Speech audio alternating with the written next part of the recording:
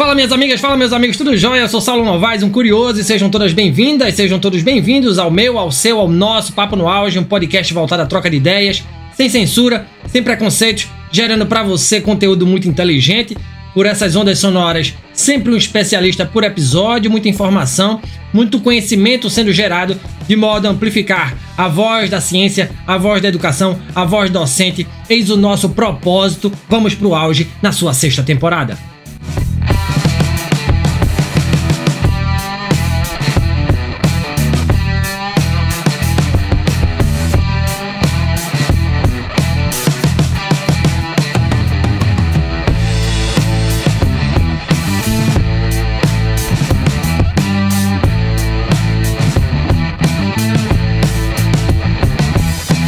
A inteligência artificial tem transformado diversos setores da sociedade e a educação se destaca como um dos campos mais promissores e desafiadores dessa revolução tecnológica. O avanço das tecnologias digitais, especialmente aquelas baseadas em IA, vem remodelando práticas pedagógicas, propondo novas formas de ensinar, aprender e avaliar. Ferramentas como tutores virtuais, plataformas adaptativas, análise de dados educacionais e sistemas de personalização da aprendizagem estão se tornando cada vez mais presentes no cotidiano escolar. Nesse cenário, o fazer pedagógico precisa se reinventar, incorporando essas inovações de maneira crítica, ética e intencional. Compreender os impactos dessas tecnologias na relação entre professores, alunos e conhecimento é essencial para construir uma educação mais inclusiva, significativa e alinhada às demandas do século XXI. E para falar sobre isso, convidamos a este Papo no Auge o professor Dr. César França, docente na Universidade Federal Rural de Pernambuco. O professor César leciona Engenharia de Software no Departamento de Computação da Universidade Federal Rural de Pernambuco, é graduado em Ciência da Computação pela Universidade Federal de Pernambuco, mestre em Ciências da Computação pela Universidade também Federal de Pernambuco e cursou parte de seu doutorado na The Open University no Reino Unido. Foi Head of Knowledge do César, que é o Centro de Estudos em Sistemas Avançados do Recife, uma baita instituição pernambucana, recifense, ali nos anos de 2023 e 2024. Atua como professor dos programas de mestrado e doutorado profissionais em Engenharia de Software da César School, além de cursos de formação executiva. Lidera ainda o grupo de estudos Gente em Negócios e Tecnologia, o GENT. Tem larga experiência na área de ciência da computação, com ênfase em engenharia de software, atuando principalmente em temas relacionados a comportamento organizacional, transformação digital, inovação e educação. É ainda consultor de empresas e cientista associado da TDS Company, onde está também o grande professor Silvio Meira. Bem-vindo, professor César, ao Papo no Auge. Grande prazer tê-lo aqui, satisfação imensa. Veja, de imediato, pergunta de praxe que a gente faz aqui para os nossos convidados e convidadas. Por que ser professor? Por que ser pesquisador? Por que estudar ciência da computação? Para que o senhor está estudando inteligência artificial? Bem-vindo, viu? Ô, Saulo, obrigado. Te escutando assim dá a impressão que é bastante coisa, né? Mas olhando da minha perspectiva aqui, eu ainda tenho uma estrada grande aí, muita coisa para aprender. E eu queria te dizer também que é um grande prazer estar aqui falando com você, com seus ouvintes. Eu já ouvi vários dos episódios do Papo no Auge aí. E um dos últimos episódios que eu vi, eu lhe ouvi falando que você assistiu ao Ronaldinho Gaúcho destruindo o time do esporte aqui no Recife no ano 2000. E eu me compadeci bastante porque eu também estava naquele jogo, certo? Olha que coisa boa. A gente perdeu. Sofremos juntos. Sofremos juntos. Eu me lembro que a gente perdeu por 3-1. A gente foi eliminado da Copa do Brasil na época, mas foi um dos jogos mais espetaculares que eu vi na minha vida também, viu? Mas vamos lá, por que ser pesquisador, professor, né, ou estudar a ciência da computação? Acho que eu vou responder essa pergunta de trás para frente, vou tentar ser rápido aqui. Porque durante boa parte da minha juventude, né, da minha vida, aí eu não imaginava que eu ia fazer nada disso, tá? Mas eu acabei tendo contato com computadores, com programação de computadores muito cedo na minha vida e acabei achando que ali eu ia curtir, né, eu achei algo que eu curtia fazer e que mais tarde, né, me atraiu muito a ideia aí de estudar e fazer uma carreira profissional em cima daquilo com o que eu me divertia tanto, né? Na época final ali do meu ensino médio, eu morava em Manaus, no Amazonas. O meu pai comprou um disco na época de um jogo chamado Click and Play. Esse jogo não era exatamente um jogo, ele era um ambiente de programação de jogos completo, todo baseado no que hoje a gente convencionou chamar de no-code, né? E eu ficava horas criando esses joguinhos, e o mais curioso é que quando eu fazia o jogo eu me divertia, mas quando o jogo estava pronto, perdia a graça, né? Não tinha graça nenhuma jogar mais aquele negócio que estava pronto. O mais divertido mesmo era programar. Então a minha curiosidade foi crescendo aí, eu aprendi a fazer skin para Mirk, eu acho que boa parte dos teus ouvintes não vão nem saber o que é isso, né? Aprendi a mexer com banco de dados, desenvolvimento de sites, até antes de entrar na faculdade, né? Então foi um caminho muito natural para mim. Mas quando eu entrei na faculdade, o que eu queria mesmo era seguir uma carreira de empreendedor. O meu pai era um empreendedor, achava isso o máximo. Ele montou quase que do zero, assim, com alguns sócios, uma empresa aérea que chegou a ser a quinta maior do Brasil na década de 90. Então, na faculdade, eu enveredei pelo caminho aí de empresa júnior, de montar negócio. E nesse espaço aí, eu tive contato com duas coisas que me abriram o caminho para todo o resto e para onde eu vim parar aqui. Que a primeira coisa foi o conceito de inovação, né? Porque naquela época, 10 anos antes de inventarem, por exemplo, o MVP, o Lean Startup, era exatamente isso que eu estava fazendo. Né? O discurso de venda dos projetos ali da minha empresa naquela época já era totalmente alinhado com o que as pessoas chamam hoje de inovação corporativa, transformação digital e por aí vai. E eu estou falando aqui do ano de 2001, 2002 ali, certo? Naquela época ali, por exemplo, a gente começou a ministrar curso de metodologias ágeis, programação XP, o negócio surgiu em 2001, a gente estava dando aula em 2002, quando quase ninguém sabia o que era isso, né? E a gente já estava ligado ali no que estava acontecendo. E o segundo conceito foi justamente essa experiência de sala de aula, fazer monitoria, ministrar cursos, ajudar os colegas, tudo isso me fazia me sentir muito bem, me fazia me sentir útil, né, para a sociedade ali ao meu redor. E aí eu acabei descobrindo que eu tinha uma aptidão para fazer isso bem, né, e até demorou, assim, porque eu me lembro que o meu irmão falava, quando a gente era mais novo, que eu ia ser professor. Então eu resisti muito tempo antes de dar o braço a torcer aí, mas no final das contas ele estava certo. E eu acho que uma das coisas mais legais assim que me fez decidir de vez por essa carreira foi a liberdade de pensamento, sabe? A liberdade de direcionar a curiosidade científica para onde eu quisesse. Isso, eu acho que isso para mim até hoje ainda é o fator que mais me estimula aí como professor, né? Não só a liberdade de pensamento, mas também o impacto positivo que a gente gera na vida das outras pessoas, né? Então acho que de maneira sintética é isso aí. Muito bom, professor. Então é um prazer enorme saber que sofremos juntos pelo esporte. Ali na década de 2000, o Ronaldinho Gaúcho fechou a tampa do esporte. E que bom que o senhor veio para esse lado bacana da força, que é a docência, e aqui estamos falando sobre ela, a sua ação pedagógica. Tá? E indo além, professor, e para sermos didáticos, a partir do que o senhor estuda, pesquisa e conhece, o que é IA, inteligência artificial, e qual é o impacto dessa tecnologia na educação, hein? Massa. Veja, eu cheguei no CESA, né, o Centro de Estudos de Sistemas Avançados do Recife, que inclusive é uma grata coincidência, né? Eu não sou filho do dono do CESA, o Instituto não tem o nome por minha causa, né? Mas eu cheguei lá em 2014. E uma coisa que me chamou muita atenção é que naquela época, já mais de 10 anos atrás, a empresa já desenvolvia vários projetos de inteligência artificial. E aí quase 10 anos depois, né, que eu estava lá, quando eu assumi a diretoria de pesquisa, né, o pessoal chama de Head of Knowledge, que fica bem bonitão no LinkedIn, mas na prática era uma diretoria de pesquisa ali. A gente fez um estudo de várias tecnologias potenciais que a gente deveria ali aplicar o nosso esforço para desenvolver uma liderança em pesquisa na empresa, né? E naquele momento ainda não tinha começado ainda essa hype toda de IA e de ChatGPT. Mas a IA entrou no nosso radar justamente porque a gente estava na iminência dessa virada de chave. A gente esperava que algo fosse acontecer. A gente, obviamente, não sabia de onde o tiro viria, e nem imaginava que fosse tão rápido, mas a gente estava lá já preparado para abraçar esse negócio, né? E aí, a gente acabou criando um grupo de pesquisa em inteligência artificial que olhava para 3 aspectos chaves na organização, certo? Era o desenvolvimento de software, o design e a educação.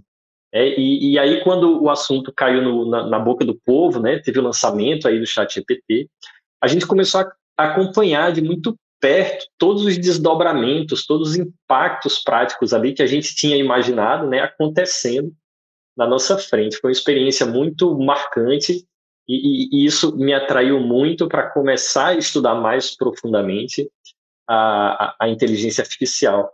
Eu, inclusive, falei um pouco sobre isso no Congresso Brasileiro de Software, o CBSoft, em 2023, que eu fui convidado para fazer um keynote na trilha da indústria naquela época, lá em Campo Grande. Foi muito bacana a receptividade do pessoal para essa história toda. Mas aí, voltando aqui para a tua questão, certo? De lá para cá, a IA se provou, certo? Todo mundo entendeu a capacidade dela de mudar a vida da gente, né? De mexer no nosso dia a dia ali, nas relações sociais, nos nossos sistemas sociotécnicos como um todo. E se a gente olhar para a educação como um dos maiores e mais relevantes sistemas que a gente tem na nossa sociedade, não tinha como ela não ser impactada, certo? Eu já era, na verdade, um grande crítico dos modelos mais tradicionais de educação, eu vou chamar aqui de passiva, aquela educação expositiva, tradicional, e talvez porque eu tenha tido a sorte de passar por excelentes professores na universidade e que se permitiam experimentar coisas diferentes, né, métodos diferentes ali, e aí quando eu comecei a trabalhar como professor no ensino superior, em 2008, lá no interior da Bahia, né, veja que eu rodei um bocado antes de chegar até aqui. Aí eu decidi que eu ia buscar formas diferentes ali de trabalhar nas minhas disciplinas, certo? Foi quando eu tive os primeiros contatos com o conceito de metodologias ativas, né, trazer projetos reais, mexer com agilidade, empreendedorismo dentro da sala de aula, essas coisas todas. E, inclusive, um dos experimentos mais legais que eu participei, que aconteceu lá na Universidade Rural, 2017, 2018, foi quando um grupo de professores, do qual eu faço parte, a gente decidiu juntar no mesmo espaço turmas, os estudantes de disciplinas diferentes, para eles colaborarem no desenvolvimento de um projeto de várias turmas diferentes, sendo que cada estudante ia exercitando a especialidade da sua disciplina. Então, enquanto os estudantes de design de interface estavam trabalhando no front-end de alguma solução, a equipe dele, que estava cursando outra disciplina no mesmo local, estava trabalhando no back-end do sistema, e isso era uma doideira, que funcionou muito bem, tá? E depois eu decidi, outra decisão maluca aí que eu tomei, foi que eu ia parar de usar PowerPoints em todas as minhas aulas. Especialmente quando inaugurou ali o doutorado profissional da Cesar School, eu decidi que eu não ia mais fazer isso, porque o PowerPoint, geralmente feito pelo professor, retira dos estudantes uma oportunidade muito interessante de entender e sintetizar qualquer que seja o assunto que a gente está trabalhando. E aí não tem como a gente ajudar as pessoas a se desenvolverem se a gente já entrega o trabalho pronto para elas, né? E nesse aspecto, assim, eu posso dizer que, pelo menos para mim, as aulas ficaram muito mais divertidas, muito mais ricas e muito mais engajadoras sem coisas do tipo do PowerPoint. Mas, de novo, veja, se eu me perder demais aqui, você me chama, mas eu vou voltar aqui para a IA, porque eu me lembro que eu estava ministrando uma disciplina de aspectos sociais e humanos da computação na Universidade Rural, quando o ChatGPT foi lançado. E, normalmente, eu pedia para os estudantes escreverem uma redação, certo? Umas 2 páginas de redação ali sobre cada assunto que a gente trabalhava. Então, a gente conversava sobre o impacto das redes sociais, sobre privacidade e segurança de dados. E os estudantes escreviam uma redação. E quando o ChatGPT foi lançado, esse negócio perdeu sentido, certo? A minha forma de trabalhar perdeu completamente o sentido. E aí eu fiquei imaginando, eu não posso mais fazer isso. Eu não posso mais continuar avaliando os estudantes da mesma forma, porque agora eles têm uma máquina que faz o trabalho prontinho no bolso deles, né? E aí, no primeiro momento, a minha reação foi pedir que eles passassem a usar o ChatGPT de propósito para gerar um texto sobre o tema e me entregar o texto marcado, anotado, com críticas e reflexões sobre o que a máquina tinha feito. né, que eles fossem checar os dados que a máquina tinha dado, checar as informações, que eles dissessem coisas que concordavam e não concordavam. E aí isso funcionou até por um tempo, até os estudantes descobrirem que o ChatGPT também gerava as próprias críticas e o meio-campo embolou de novo, né? Mas se você prestar atenção no que eu estou falando, é que a IA muda significativamente a forma de a gente se relacionar com o conteúdo textual e com a linguagem como um todo, né? E isso impacta a educação. A ferramenta principal de qualquer processo de educação é a linguagem, certo? E aqui eu estou me referindo à educação como um processo de crescimento, de amadurecimento humano e social das pessoas. Na TDS Company, por exemplo, a gente tem cientistas que estão experimentando processos educacionais completamente diferentes desses que a gente tem hoje. Um desses experimentos, por exemplo, o professor André Neves, professor de design da UFPE, desenvolveu um mecanismo capaz de estruturar didaticamente, com qualidade melhor do que muito professor faz por aí, certo? Um material completo de ensino sobre qualquer coisa. E aí o resultado parece meio maluco, certo? Mas dá uma visão muito interessante do que o futuro da educação, habilitada pela inteligência artificial, pode vir a ser, né? Para ir mais longe, se você enxergar a educação de maneira mais ampla, né, como um setor da economia, em que tem trabalho, tem documento, tem burocracia a ser produzida, tem gestão para ser feita, gente para ser contratada, as organizações de educação já estão sendo transformadas pela IA. Né? Na jornada Bet Educar do ano passado, que teve aqui em Recife, tinham várias startups lá, por exemplo, expondo serviços de geração automática de plano de aula, né? Ou geração automática de PowerPoint para tentar aliviar a carga do professor aí, né? Então não dá para falar de educação sem falar de cultura, sem falar de sociedade, né? A sociedade está se transformando e aí a educação vai precisar acompanhar esse movimento. Você olhar para trás vai ver que a gente perdeu várias oportunidades de fazer isso, certo? Da época que eu vivi, que eu imagino que você viveu também, a gente pode dizer aqui que a gente perdeu oportunidades quando a TV e o videocassete, por exemplo, se popularizaram. A gente perdeu muita oportunidade quando os computadores e a internet surgiram, quando os celulares se espalharam. E agora, a gente está tendo que proibir o uso do celular em sala de aula simplesmente porque a gente não foi capaz de desenhar um plano pedagógico para ele. Eu, particularmente, espero, torço e tenho trabalhado muito para que com a IA não aconteça a mesma coisa. Professor, o senhor tocou num ponto que eu acho muito polêmico, que eu acho importante a gente debater, inclusive quero fazer esse debate aqui também, né, sobre o uso de tecnologias, sobretudo celular dentro de sala de aula. O senhor fez uma fala super importante. Quero voltar também numa fala anterior sua que o senhor falou sobre a questão da linguagem, como ela é importante no processo de ensino-aprendizagem. Eu, como professor de língua portuguesa, estou ficando meio que obsoleto, acredito, diante das novas tecnologias. Hoje o ChatGPT é capaz de fazer uma redação tal qual se pede no Enem. Eu que fui corretor da prova do Enem de redação.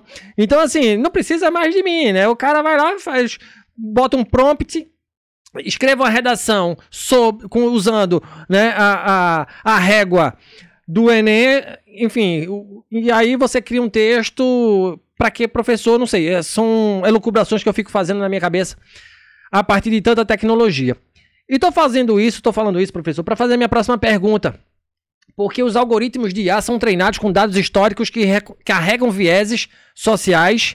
E quando a gente fala de educação, a inteligência artificial promete personalização da aprendizagem em larga escala, tá? E aí eu pergunto ao senhor, até que ponto essa promessa é tecnicamente viável em contextos educacionais públicos e desiguais, como os do Brasil? Como garantir que sistemas educacionais baseados em IA não reforcem ou até ampliem desigualdades educacionais já existentes? Veja, eu escrevi um texto no LinkedIn no final do ano passado e esse texto teve bastante audiência, né? Eu falava algo exatamente sobre isso. Assim. Eu dizia que falar de IA com os equipamentos de educação que a gente tem hoje, públicos no Brasil, parece luxo, ou algo muito distante da realidade. Parece mesmo. Recentemente, eu acho que há 2 semanas atrás, eu estava falando para uma turma de professores de escolas públicas do Distrito Federal. E um deles apontou exatamente isso, né? Ele falou alguma coisa do tipo, professor, a escola que eu trabalho não tem nenhum banheiro decente.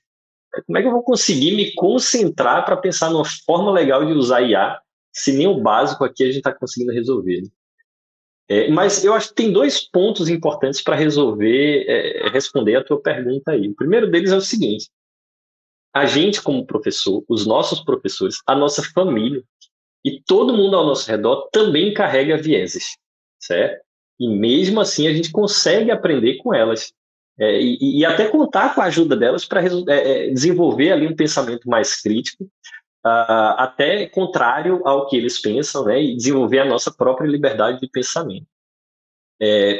Eu não recomendaria hoje que ninguém pegasse um modelo generalista como o ChatGPT, um DeepSeek, imediatamente e utilizasse ele num processo de aprendizado autodirigido para uma criança, por exemplo.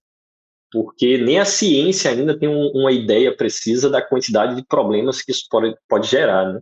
Você mencionou aí, por exemplo, o caso do uso dessas ferramentas na correção de redações, e um dos experimentos que a gente fez no César, quando eu estava lá, foi justamente para avaliar a capacidade desses sistemas de corrigir redações, e a gente descobriu que eles são muito ruins, inefetivos para fazer isso. Porém, se você desenvolver uma inteligência artificial específica para isso, com um treinamento, com os guarda-reios adequados, a capacidade dela melhora absurdamente, certo? Então, tem muito cuidado que a gente precisa ter com essas inteligências artificiais generalistas, tá? Mas o que eu tenho visto na prática aí, né, em termos mais comerciais, é um uso formal bem mais responsável, certo? Por exemplo, eu tenho visto editoras que alimentam um modelo de inteligência artificial com o seu próprio material didático para poder disponibilizar para escolas e para estudantes fazerem consultas mais cuidadosas, né? Então, naturalmente, os vieses que estão expressados naquele modelo ali também estariam expressados nos materiais originais daquela editora, tá? E a gente convive com esse tipo de fenômeno, né, sem problema nenhum. E aí o nosso trabalho como professor passa a escolher quais são os vieses que mais nos agradam, certo? Não é mais ou menos isso? Mas, ao mesmo tempo, a gente também tem evidenciado um crescimento gigantesco do uso não supervisionado pelos estudantes, né? E é aí que mora o perigo maior. Se a gente não for capaz de desenhar um plano de uso adequado para a inteligência artificial, né, um plano que diga, por exemplo, qual é o tipo adequado de uso para cada faixa etária, para cada nível de ensino, para cada tipo de conteúdo, daqui uns dias a gente vai acabar tendo que proibir radicalmente ela também, como a gente fez com o celular, né? E isso seria um desastre total, né? Porque é uma forma de negar a realidade. E aí, enquanto a IA é usada, por exemplo, para elaborar questões de prova e depois para corrigir essas provas, os estudantes podem, por exemplo, usar IA para responder as provas e os professores nem notar, né? Aí, resultado, o estudante garante sua nota 10, todo mundo finge que está fazendo a coisa certa, todo mundo fica feliz e ninguém aprende porra nenhuma, certo? Isso é um desenho do caos absoluto, certo? O segundo ponto é que não só com o uso da IA, né, mas com todo o aparato de tecnologia de informação que a gente tem na nossa sociedade hoje, talvez pela primeira vez na história a gente tem condições de distribuir equitativamente materiais educacionais de qualidade, certo? Com condições, por exemplo, de combater as desigualdades sociais, né, que existem. Mas parece que alguns atores do sistema simplesmente não querem que isso aconteça, certo? E aí, com a IA, eu enxergo a mesma coisa, assim, a gente tem uma ferramenta incrível ao alcance das nossas mãos, né? A escola, mesmo a escola que não tem internet, o celular, o estudante que não tem crédito no celular, né? A gente consegue baixar um modelo pequeno de inteligência artificial que seja, gerar uma imagem com IA e levar impressa para a sala de aula para trabalhar com ela. Então, tem vários caminhos alternativos, certo? Tem uma infinidade de coisas que dá para ser feito. No final do ano passado, eu escrevi e publiquei o livro de Design de Experiências Educacionais com Inteligência Artificial. E nele eu trago lá pelo menos uns 30 exemplos diferentes de aplicação utilitária da inteligência artificial na sala de aula. Eu falo lá do que eu chamo, por exemplo, de padrão de design, que é uma forma de uso. Eu coloco lá 10 padrões diferentes, 10 formas de uso detalhadas no livro, é que se você tiver internet à sua disposição, ou celular na sala de aula, você vai encontrar pelo menos 50 ferramentas de IA diferentes, com uso concreto exemplificado lá no livro. Ou seja, tem forma de fazer, com qualquer estrutura de custo, e quase em qualquer infraestrutura, certo? Eu vou, inclusive, pedir para o Saulo compartilhar aí o link do livro posteriormente para vocês, e o que eu tenho dito por aí é que as escolas, professores e estudantes que saírem na frente, e descobrirem essas formas mais interessantes de explorar o potencial da inteligência artificial no processo educacional, vão conseguir, na verdade, desenvolver primeiro habilidades que a gente nem sabe ainda que vão ser necessárias no futuro. E aí, nesse caso, a desigualdade vai ser intensificada, né, quanto maior for a inércia dos professores. Muito bom, professor, muito bom. Temas polêmicos, hein? Falas bem colocadas. Veja, recentemente eu estava lendo que o Bill Gates, isso também me acendeu alerta, tá? O Bill Gates disse que daqui a um tempo a inteligência artificial vai substituir professor e médico, tá? E há um discurso recorrente sobre a IA como apoio ao professor. O senhor também pontuou isso aí agora, né? E a gente tem visto que muitas vezes a prática, né? Até que ponto essas tecnologias deslocam, substituem ou desvalorizam o papel docente? Eu queria que o senhor pontuasse isso, né? Em que medida isso acontece? O senhor acredita que o uso crescente de sistemas automatizados de avaliação compromete a complexidade do processo de ensino-aprendizagem? Como é que a gente equilibra eficiência tecnológica e sensibilidade pedagógica? Saulo, eu acredito que já existem tecnologias até muito menos sofisticadas do que a IA, que já tem, sim, o potencial de substituir os professores ruins que a gente tem espalhados por aí, certo? O que é um professor ruim, no meu ponto de vista? É aquele professor que reúne os seus alunos e começa a destilar ali o seu domínio de um determinado conhecimento.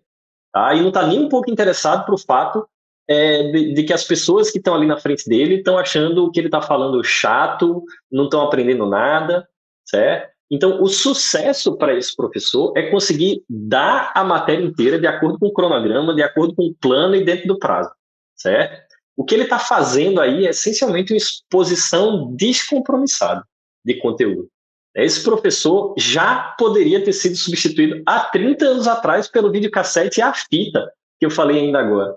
Certo? Mas, infelizmente, a gente não entendeu isso lá atrás, e isso prejudicou, inclusive, o entendimento contemporâneo que a gente tem sobre o papel do professor. Certo? Imagina só o quanto de conhecimento uma coisa como um YouTube ou um TikTok da vida consegue distribuir numa escala que a gente jamais seria capaz de fazer se a gente fosse depender somente do sistema formal de educação. Certo? Eu próprio já cursei cursos excelentes em plataformas gratuitas online, que foram muito bem pensados ali para me ajudar no meu processo de autoestudo. E acabaram gerando resultados muito bons do meu ponto de vista.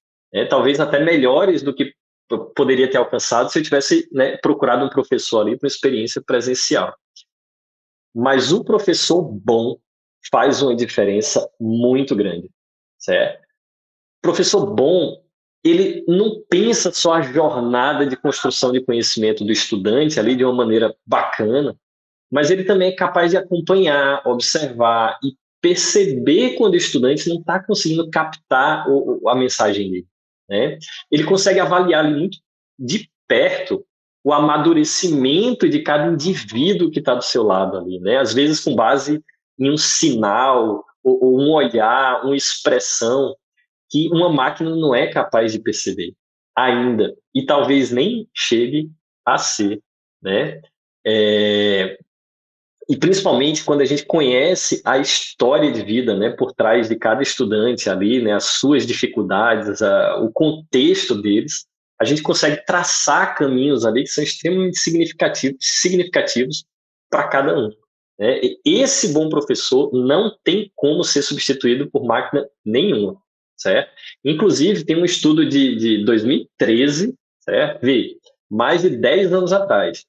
Pesquisadores da Universidade de Oxford estavam tentando ali estimar quais eram as profissões mais prováveis de serem substituídas pelo computador ou de terem seus papéis automatizados, né? E aí eles usaram 3 critérios para fazer esse julgamento, que, para mim, ainda são muito atuais.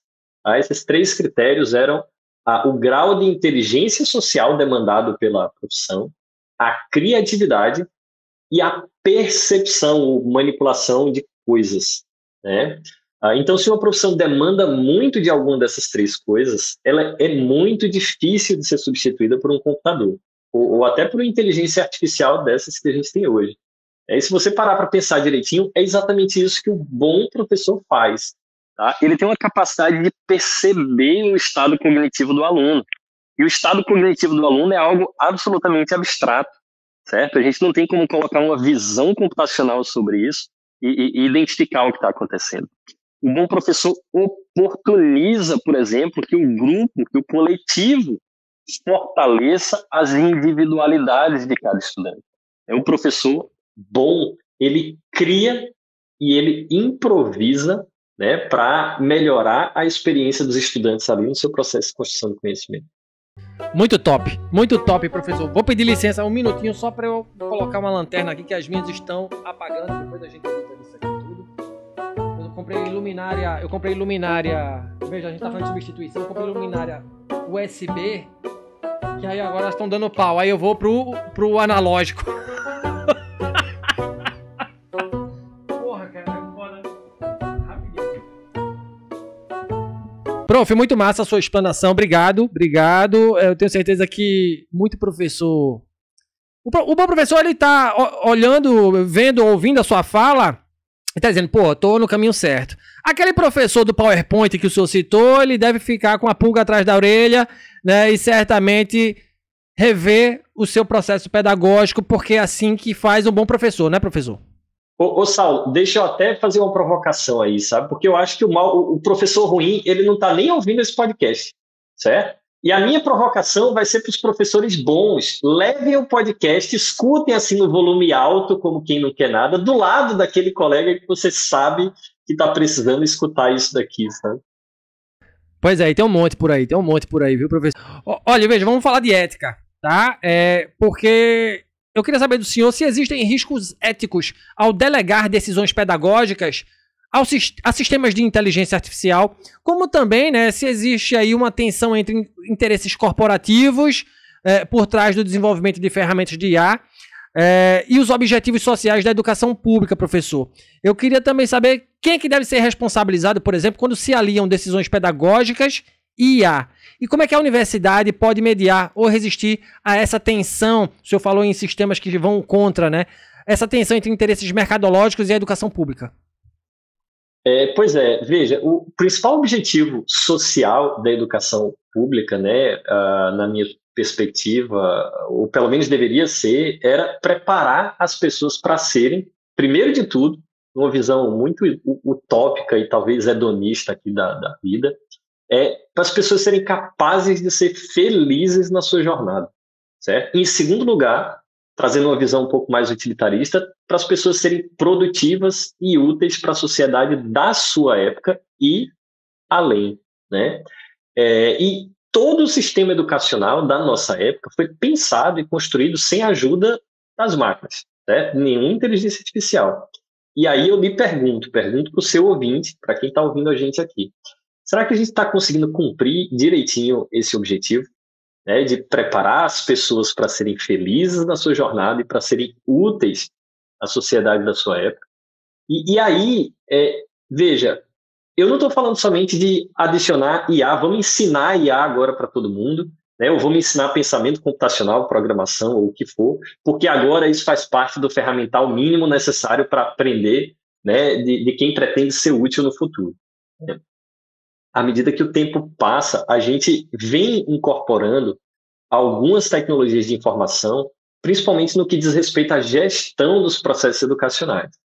Isso tem ajudado muito a tomar decisões melhores, certo? Eu próprio já li dezenas de artigos que usavam, por exemplo, aquela base de dados abertos do INEP para elaborar políticas de combate à evasão, para atração de estudantes para uma determinada área e por aí vai. Isso tudo é muito positivo. Então, a gente trazer tecnologia para a gestão e para a educação tem muita coisa positiva. Né? Eu, particularmente, acredito que deixar de aproveitar todo o potencial que a inteligência artificial tem, né, de agregar a nossa inteligência orgânica e social, é uma espécie de burrice, certo? Mas eu não estou falando, observe que eu não estou falando de terceirizar decisões, certo? Eu estou falando de articular as múltiplas inteligências da gente para conseguir chegar mais longe do que nós sozinhos seríamos capazes, tá? Tomar mais e melhores decisões. Só para citar um exemplo, recentemente eu joguei meu plano de aula lá no ChatGPT da minha disciplina na universidade e perguntei algo do tipo para ele, cara, o que está faltando aqui, certo? E ele me deu várias sugestões. Algumas interessantes, não todas, tá? Mas ele sugeriu lá temas que eu deveria adicionar, temas recentes, e algumas outras questões que eu estava trabalhando que estavam mais ou menos superadas, já estavam passadas, né? E aí eu, como professor, modifiquei o meu plano de aula com base na interação que a gente teve. A decisão final sobre o desenho pedagógico da minha disciplina foi meu. Isso é diferente de terceirizar para a máquina o trabalho de criação de um plano de aula, certo? Outro exercício que eu tenho feito bastante ultimamente é perguntar para a IA que tipo de atividade de avaliação eu posso fazer com os meus alunos, de modo que eles não consigam resolvê-las com a inteligência artificial, certo? E aí as sugestões normalmente não são muito boas não, tá? Elas são bem ruins, porque os modelos não têm muita informação de treinamento sobre isso. Mas o resultado das conversas, das interações, costuma me deixar bastante satisfeito, certo? Então a gente acaba encontrando boas atividades, boas tarefas ali a partir do que a gente está construindo junto, né? Mas aí, para responder objetivamente a tua pergunta, eu penso que a responsabilidade pelas decisões pedagógicas deve sempre continuar na mão dos professores, certo? Somente os professores, na minha visão, têm uma condição ótima de julgar adequadamente o que é melhor para os seus estudantes, tá? Mas é fundamental que nós, como professores, também busquemos ficar ligados aí nas demandas da sociedade de hoje e do futuro, né? Senão a gente vai acabar cedendo à pressão de mercado, né, muito facilmente. E a gente já viu pressões de mercado aí dando muito errado no passado, como, por exemplo, aquelas lousas digitais mirabolantes que chegaram em diversas salas de aula pelo Brasil e ninguém tinha a menor ideia de como usar, certo? Ninguém perguntou para os professores se os estudantes precisavam daquilo. Ninguém mostrou para eles como usar, né? E acabou dando no que deu aí. Só para citar um exemplo, né? Então, a universidade ou a escola precisa ser um espaço que permita aos professores buscarem esse aprofundamento, né? Buscarem, por exemplo, a oportunidade de fazer uma experimentação reflexiva, né, dessas novas tecnologias no espaço deles, né? E por isso que é bom lembrar também que não adianta manter os nossos professores super sobrecarregados, né, senão esse negócio nunca vai funcionar. Em algum momento a sociedade vai avançar e a gente vai estar ensinando pessoas, né? A gente vai estar formando pessoas para um passado que não existe mais. Eu costumo falar nas minhas aulas sobre aprendizagem organizacional, mais especificamente, que uma organização que somente ensina aos seus colaboradores aquilo que ela já sabe, ela não é uma organização que aprende, tá? A gente precisa ter espaços de experimentação para que as pessoas, para que os colaboradores, e nesse caso aqui os professores, aprendam coisas que a gente ainda não sabe, né? E tem muita escola por aí que os estudantes até estão aprendendo algo, mas os professores não estão aprendendo nada. E aí eu não sei dizer qual que é o pior não, viu, Sal? Inclusive, o senhor falou em organizações que aprendem, né? Inclusive a gestão pública, né? Inclusive nos espaços burocráticos em que os ritos processuais são contumazes e são constantes. Que a gente tenha, inclusive na gestão pública, espaços de experimentação. Um motorzinho número 2, em que você roda ali coisas que talvez nem vão para frente, mas que a gente possa pensar na nossa prática, como você pensa na sua prática pedagógica, eu penso na minha prática administrativa, na minha prática gerencial, dentro da universidade pública, dentro do espaço público, dentro do ministério, enfim, qualquer outro espaço. As organizações também aprendem, né, professor? A quinta disciplina está aí para todo mundo ler. Quem não leu, a quinta disciplina. A quinta disciplina é um livro cabal para quem quer que as suas organizações aprendam. Professor, veja, é o seguinte, para a gente fechar aqui esse bate-papo super provocativo, eu diria, né, eu queria que o senhor me respondesse, por gentileza, a inteligência artificial na educação é uma aliada inevitável, uma ferramenta neutra ou um vetor de transformação com implicações ideológicas profundas? Veja, eu tive conversando ontem, Saulo, com a turma de professores do IFBA, de Irecê, certo? Exatamente sobre isso. E um deles me perguntou sobre os TCCs, né? Disse, como é que a gente faz agora que as máquinas conseguem gerar TCCs completos e até melhores do que aqueles que os estudantes produziriam sozinhos? Né? E a minha provocação para eles é que a gente precisa repensar completamente essa e várias outras formas de a gente avaliar os estudantes. A gente precisa repensar o nosso trabalho. Não é proibindo de usar a IA, né, na autoria ou na avaliação que a gente vai ensinar os estudantes ali a pensarem de maneira mais crítica. Né? Tem uma experiência aqui no Recife da professora Carla Vidal, que criou uma coisa muito bacana chamada Imagens Levemente Impossíveis, né? Que para mim foi uma sacada genial. Assim, ela gera imagens com a ajuda da IA e leva para os alunos de um determinado nível do ensino fundamental para analisarem essas imagens e para ver o que está estranho nelas. Então imagine, por exemplo, um rinoceronte com uma coloração de uma zebra, né? Um camelo com a pele de girafa. E aí ela provoca os estudantes dela a pensarem de maneira crítica. Né? Nesse livro que eu escrevi sobre design de experiências educacionais com a IA, o desenvolvimento do pensamento crítico, eu diria que é o principal fio condutor de todos os padrões de design, de experiências, de aprendizagem, de avaliação que estão lá. E o pensamento crítico não é algo que vai deixar de ser necessário. Muito pelo contrário, assim, ele vai ser cada vez mais necessário. Aliás, ele já é muito necessário, né? Veja esse fenômeno das fake news recente aí, que foi capaz de se alastrar no mundo inteiro através justamente dessas brechas do nosso sistema educacional, que não conseguiu desenvolver de maneira adequada o pensamento crítico das pessoas em larga escala. Então, como sociedade, eu acho que a gente falhou nesse ponto até aqui, mas agora eu entendo que essas máquinas, na verdade, podem ser uma grande aliada no processo de ensinar as pessoas a pensarem, né, e cada vez mais, certo? Seja mais criticamente, seja mais rapidamente, mas sem dúvida é uma ferramenta que a gente nunca teve, tá? E que tem um potencial muito forte de ajudar a gente aí para resolver esse problema. E veja, eu tenho plena consciência de que um sistema complexo como esse da educação demanda muita discussão em vários âmbitos que a gente não vai conseguir fazer uma transformação radical de uma hora para outra, certo? Mas o que eu estou vendo é que tem muita coisa que a gente consegue fazer dentro da sala de aula, sem depender da decisão de mais ninguém que não seja o professor.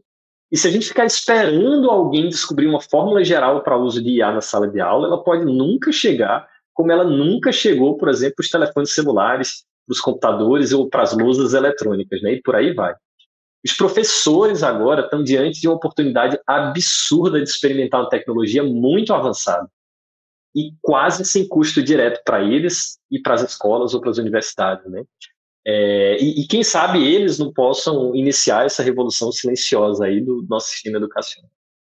Palavras alvissareiras, e com elas a gente chega ao fim deste portentoso Papo no Auge. Eu conversei com o professor doutor César França, docente na Universidade Federal Rural de Pernambuco, na pauta Inteligência Artificial e Educação. Professor César, muito bom conversar com o senhor, obrigado, prazer em conhecê-lo, um carisma contagiante, obrigado, professor. Veja, quem quiser trocar ideias com o senhor, onde lhe encontrar sobre o assunto tratado aqui, faça o seu jabá, o senhor recomenda qual livro? Muito obrigado, professor.